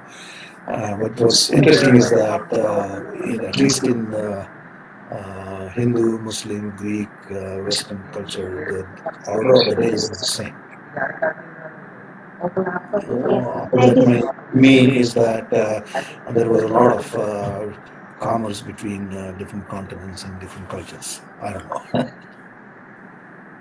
So I don't know if I answered your question or not. So there's no particular right. I mean, you can call it any other name you want. The planet will still be the same. It doesn't care what you call it. Yes. Thank you, sir. Isha, I think we can take one more question from you. Isha, Veena. Yes, so my question is, some time ago, the Russian probe called Venera, it found like evidence of microparticles in Venus's lower atmosphere. So, do you think that might be evidence for life in the atmosphere of Venus? Like how you said, bacteria can survive in more extreme temperatures than humans. So, do you think that might be evidence for life? Well, we don't know. I mean, you're talking about the lower haze. So there's a paper, since you mentioned it, I can show you the paper. Do you have a? Well, it's actually open access, so you can read it. It's a paper by Sarah Seeger. I could throw it up, but I don't want to disrupt the program. They actually point out that the lower haze layer could be a depository for spores, and they followed that paper after myself and some colleagues published a paper a couple years earlier. that we speculated that there could be bacteria in the clouds that are absorbing sunlight, and she pointed out that they can just exist on their own, which we didn't dwell on because you had to go through a review process, and people getting comments, and we are limited in length, so we cut out some of the discussion of the life cycle. But she dwelled on that. She picked up on it and said, okay, this must go through a life cycle, which I presented. So they just hypothesized that the lower haze layer is formed of the spores, dead spores of these life forms. And that lower haze layer was detected by probes. You're right. There are 13, 14, I think. And the point I wanted to make was that until now, no one has actually explored Venus from a biology perspective. Nobody was looking for life. Nobody was looking for microbes. Nobody was looking for bacteria. They all found particles. So the question I asked my colleague was that, okay, we measured these cloud particles. How do you know they weren't bacteria? We have no way of knowing because we didn't measure any of their properties that could tell us that. And that's what I'm trying to change. So we actually have a paper, Venus and Astrobiology Target. That's online in Astrobiology Journal. You can look it up. It's free. You just search for my name, my Venus and Astrobiology Target.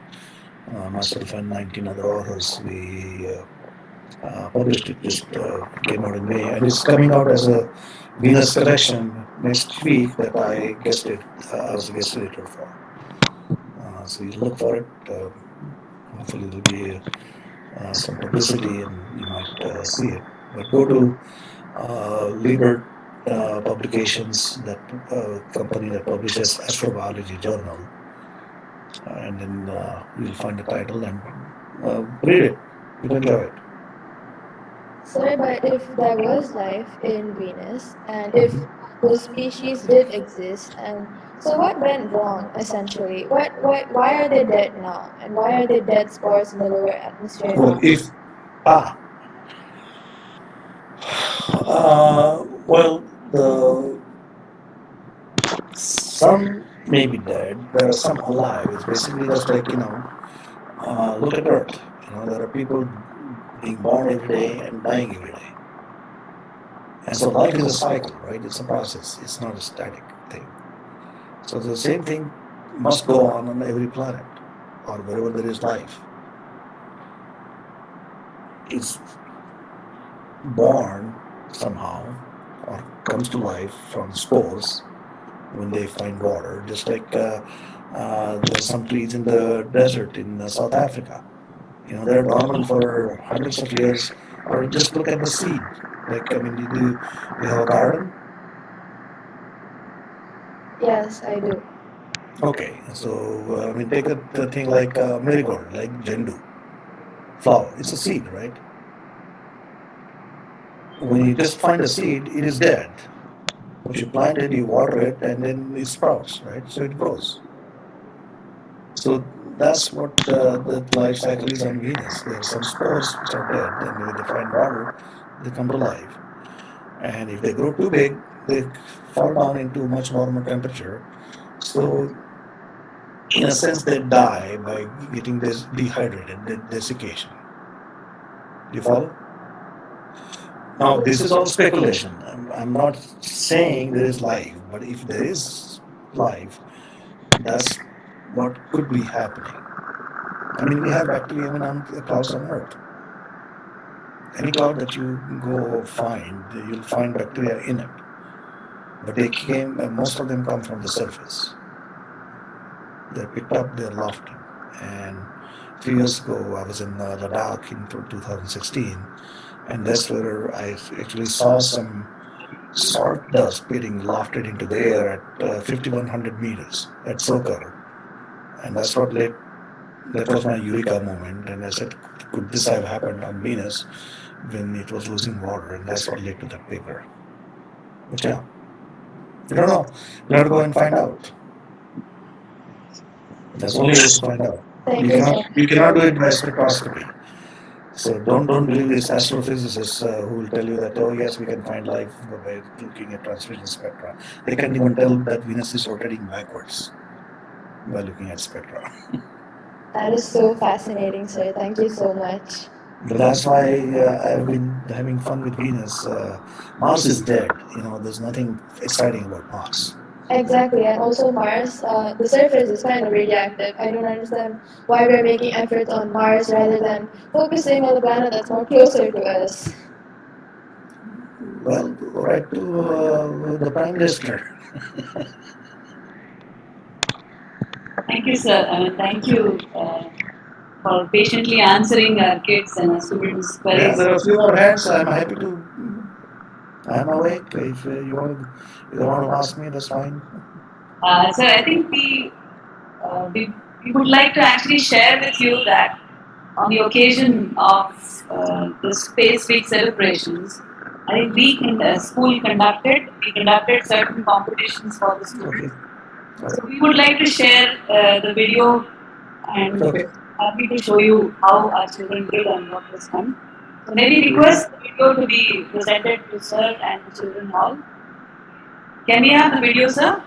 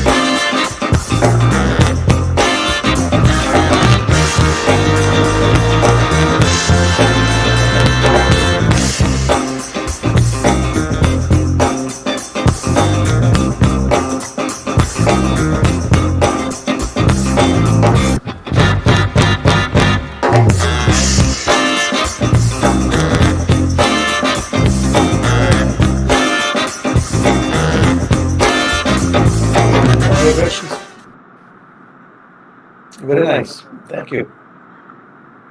Yes.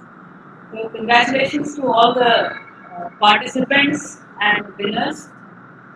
I hope all of you know. I would just like to emphasize once again, I would just like to be happy to read out the names of the children who have won the prizes. I think I'm sure all of you have seen it. I think for the poster making, I'm sure we have for the juniors P. Indira Janavi got the first prize, and we have Charvi Shri who got the second prize.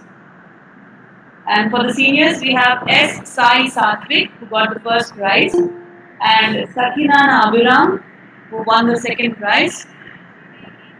And we also conducted PowerPoint presentation. We have among juniors, we have Balimedi Lalit Prakash who got the first prize, and Parth Shukla got the second prize.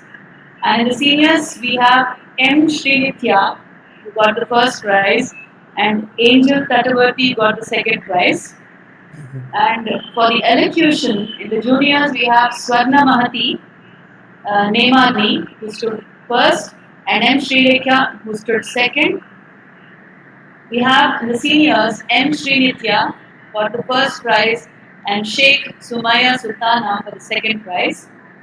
So among quiz, we have juniors Chokkakula Hasini and who got first, U Sai Pavanteja who got second, and among seniors we have G Banu Susan Burma who got first and Hema Madhuri who got second. So once again, congratulations to all the winners. Congratulations to all. Thank you, sir. Thank you, ma'am. Yeah, and may I now take the privilege request Director Sir to speak on the occasion. May I request you, sir, to please speak a few words on the occasion. Namaskar. Thank you, Sanjay Lime sir, Namaste sir, and thank you Agarkar sir and Swaz sir.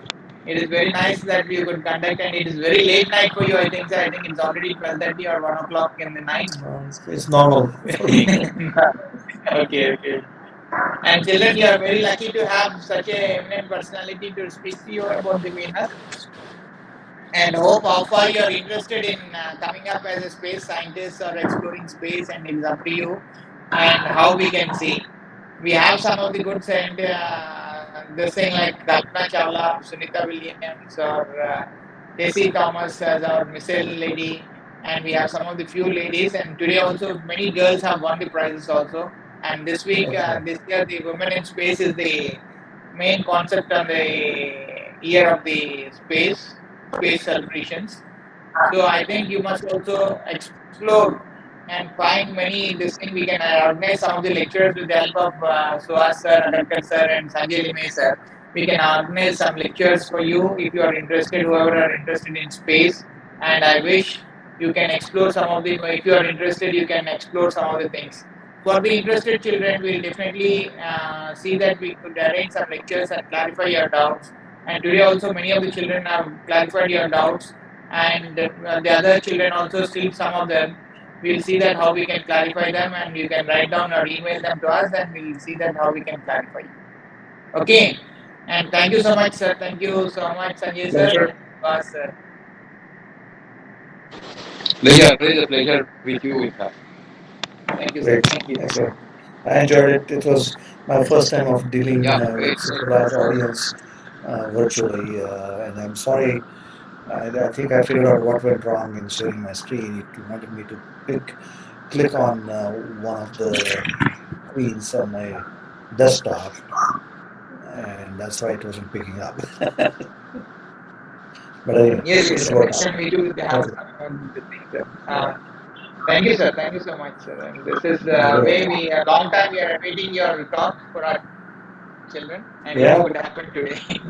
it worked, and so feel free to call me again. Yes, sir. Definitely, sir. Enjoy. Thank you, sir. Thank you so much. Ma'am, you can carry on. Thank you, sir. I think I would quickly grab this opportunity to extend sincere thanks to Dr. Sanjay Limai, sir. But I think the question was pretty intriguing for all of us when you said why Venus. I think from today onwards, even all of us should be thinking of this fact that there is a scope of the source. After you said that there is a source of possibility. Yeah. It took me about 10 years to convince ISRO chairman to go after Venus. I started working on them since about 2004, and finally it was Kiran Kumar who put the mission in the budget, and that's when it went forward. I mean, many of you may not know, probably most of you don't know, but Professor Rao was one of my early mentors who became the chairman of ISRO. So I used to keep contact with him throughout, even when I was in the US. And so we would discuss, and he was the chairman of the Advisory Council on Space. And he was behind the Aditya mission, Chandrayaan. I mean, others worked on it, but he was one of the key persons in moving them further ahead. And he wanted to go into the small bodies and asteroids, and even Mercury. And I went and discussed with him many times. Why do you want to go to Mercury? Because it takes incremental steps to make the technological progress in a country like India. So I kept pushing him to consider Venus. So eventually it worked. Yes, sir. Luckily, could have Mr. Rao talking to our children, sir, Sanjay sir. And he spoke around 2005 or 2006. He addressed our children. And whenever I used to go to Bangalore, I used to meet him once. And just before his death, 6 months before his death, I could meet him and he Yeah. presented a book to us. And we had a lunch together with him. Very nice. Yeah. I mean, He I was a saw. wonderful scientist, sir. Wonderful scientist. Whoever I come across is a wonderful scientist. Yeah. And he told me one thing that till now we are all scientists, and now only the engineers are becoming the chairmen of ISRO. But no, it was very nice. I mean, Great I personality, all sir. this. Yeah. Yeah. Thank you, sir. Thank you, sir. Ma'am, you can continue. May I Okay. request Thanks. Suhas sir to please give us closing remarks before I post more of thanks. Suhas sir, can we have closing remarks? I said it is always a pleasure to get connected with the Prakash, and I personally propose to thank the lecturer.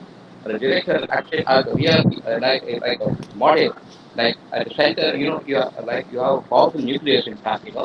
If the nucleus is powerful, then you don't have a choice. You don't have to go around it in fact. But today I could see during the pandemic year, pandemic time, the Prakash, the director is not at the center, he's at the periphery, and he's watching what is happening around it kind of thing. And Mr. Prakashi, it's always a pleasure to work with you as the space is concerned. In your case, I think the sky is the limit. A low limit for you, in fact. Whatever you want to venture, whatever you want to do, will be always with you, kind of thing. And as I said to you earlier, this year is the 101st birth anniversary of Professor Dhawan, in fact, who succeeded Dr. Sarabhai in the mission as far as Indian space program is concerned. I think this is an excellent tribute to Dr. Dhawan. And the year will be coming to an end very soon. And I hope we will come out of the pandemic very successfully. I hope your territory is open, and myself and Dr. Sanjay like to come personally and like to interact with the children. In fact, and thank you for giving this kind of opportunity for us to interact with the digital platform. In fact, you realize yourself. In fact, like I was not sure whether I'll be coming on digital platform.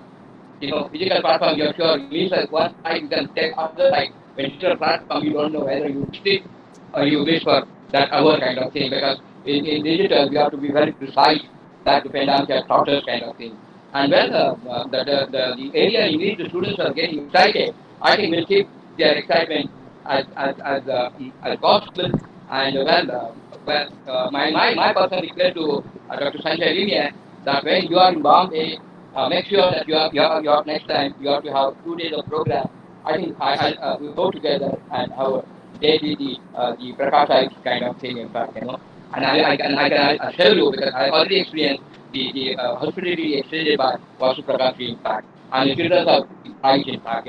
That is the reason when I say the Prakashite they themselves are very powerful energetic source of different nature.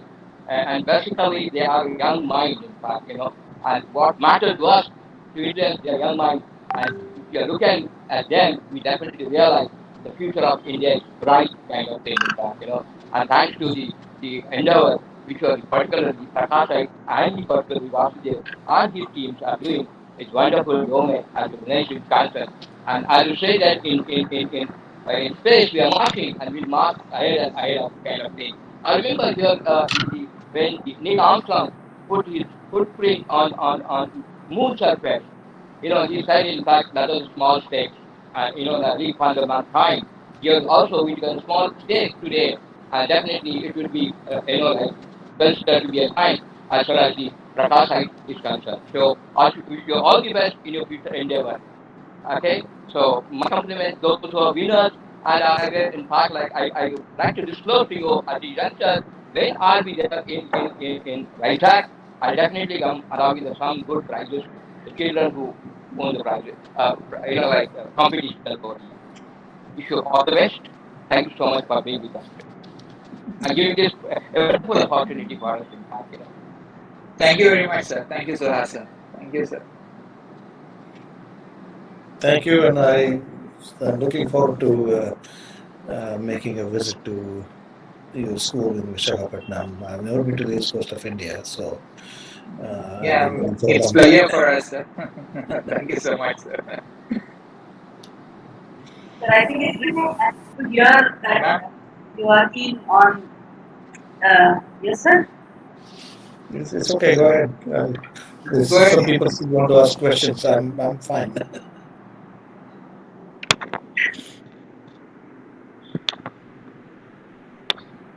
Yes, sir.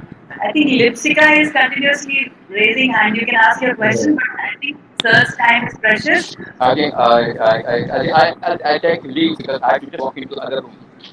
Okay, Okay. thank you for me. Yeah, bye. Okay, okay, sir. Bye, sir. Suhas, sir. Thank you so much. Yeah. Bye. Thank you, sir, for quenching their queries. Thank you so much for making the day for the children. I think especially we extend our humble thanks to Dr. Sanjay Limai for making this day a big day for all the Prakashites and of course all the teaching fraternity here. Thank you once again on behalf of Sri Prakash Vidyaniketan. And I would also specially extend my humble thanks on behalf of the school to Agarkar sir and Suhas sir. Thank you so much for being with us and for making this day a special day for all of us. I also extend special thanks to Director sir for making it possible for all the Prakashites. So, children, you should all be thanking Sir on this occasion, especially, and make good utility of this because this is your day and your times ahead. So, all the very best of luck to all the children, and thank you once again, sir. We take leave and with the hope that we'll meet you the next time when you come to India, sir. Thank you I once. also do. Thank you. Mom, I have a doubt. Can I ask? Yes, yes. Sir, what my doubt is, why do we say that sun is so hot, sir? I'm sorry I didn't follow. My doubt is, why do we say that sun is so hot? Why the doubt? When you go outside and in the sunlight, don't you feel hot? Yes, sir, I feel. It's hot because you're receiving the radiation that your body is absorbing, and to produce that radiation, if you use physics to calculate what the temperature must be, it comes out to be about 5,000 degrees centigrade. So that's pretty hot. But as you go deeper inside the sun, it gets even hotter. Thank you, sir. I I mean, was. yeah, I mean, if you learn physics, there's something called Planck's law, the black body law, and the warmer the body is, the shorter the wavelength it emits. So that's one way of figuring out how hot the stars are by looking at the color. Planets don't produce their own light; they mostly reflect, except some planets like Jupiter, Saturn. They do produce some light of their own, but it's very long wavelength because they're Yes, colder. sir. Okay. I'm so happy that I'm talking with you, sir. I thought I was thinking that I have to talk with American man or woman. I'm not American. I have an Indian passport. Oh, sorry, sir. I'm so sorry. I'm so sorry. I was born in Pune. Marathi, Urdu. I thought that when Prakash sir is saying that your time is going to be. I'm just guest here. I'm just living here. Oh, okay, sir. And Okay. thank you for clarifying my doubts, sir. Thank you. Okay. You're welcome. Sir is a very Sorry to good say Indian that. patriot, Amma. And Sir is a Lipsika. Sir is a very good Indian patriot. Though he lived for almost 25 years or 30 years, he never given us back his Indian passport. Still, he is an Indian passport holder, an Indian citizen. Okay, you should be very patriotic first. and then anything next. Okay, then we will I learn from it thought, from yes, the. yes. I thought that when you are saying it is your term is going to be up, sir. You said no, sir. It is 12:30 or 1. You have to sleep. Yes, yes. Now he's staying in the USA, so his time is almost 12:45 now. Okay. Okay. It's okay. I thought that he's living in American. Sorry, sir. Yes, I'm yes. so I sorry. just live in the US. Okay, sir. Thank you, sir. Okay.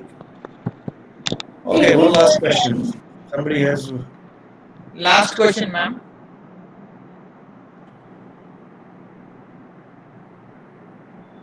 Oh, Ma'am, can I? Sir, may I get the chance? Ma'am, Lalit Sir, may I? Prakash, ask. Yes, sir. Sir, like a few weeks ago, not a few weeks, actually a month ago, not exactly a month, I saw an object in the sky, sir, like white, bright, a yeah. very small point, sir, like a star. It was continuously shifting its place in a straight line, continuously, like it was moving Um, straight ahead. Sir, can you tell yeah, it what was, kind of an object it is? if it was not an airplane, it could have been a satellite or the International Space Station. Sir, like it was very, like moving very quickly, sir. Yeah, satellites move very quickly. Okay, sir. You can spot them every night. The space station is brighter, but you'll see literally dozens of satellites each night if you know where to look and you have dark skies. Okay, sir. Thank you, sir. Okay, that was not a Venus question. That was just a general question. I'll take one more question. Sir, can I? Go Dalari, ahead. Dalari Sir, told can I? first sir said one Kumari more and question. We cannot take more questions. We have Lata, limited everyone. time for him, no? So go. Ambedkar. Sir, ma'am, can I So, ask one question? yes, go ahead. Talari. sir, why is Venus is unique planet, sir? I'm Venus. s- Why Venus is unique planet? why Venus is unique? Yes, sir. Oh, I don't know how to answer that question. Well, it spins backwards. It's the only atmosphere with supercritical fluids on its surface. Those are two things that make Venus unique. Another is that it's a terrestrial planet, which means it has a solid crust, but it's completely covered in clouds, unlike Mars. So that's three. How many other reasons do you want? No, sir, that's it. But thank you, sir. Thank you for Okay, answering my question. my pleasure. Yes, sir. I think we take leave. I know All right. everybody is keen to ask you. It never is. Yes. Yes, All I right. think Thanks we'll very close. much. I enjoyed it. Your questions were Sir, great. we had a nice time with you, sir. Okay. Good night. Thank you, Yes, sir. Good morning. Thank you, Thank you, sir. sir. Thanks, sir. Bye. Good night, sir. Namaste. Thank you, sir. Good night. Thank Thank you, you, sir. sir. Thank you, Nice sir. night, sir. Thank you, Thank sir. you for Bye, your sir. valuable time. Thank you, Thank sir. you, Bye, sir. sir. Bye. Thank you, sir. Bye, sir. Thank you, sir. Bye, sir. Thank you, sir. Bye, sir. Good night, sir. Thank you, sir. Good night, sir. Okay. Good night. Thank you, sir. Bye, sir. And thank you for answering my question, sir. My pleasure. Okay. Bye, Namaste. Bye, sir. bye, sir. Bye. Thank you. Thank you, sir. Thank Bye, you, Thank you, sir. sir. sir. Bye, Good sir. night, sir. Good night, sir. Thank you, sir. Bye, sir.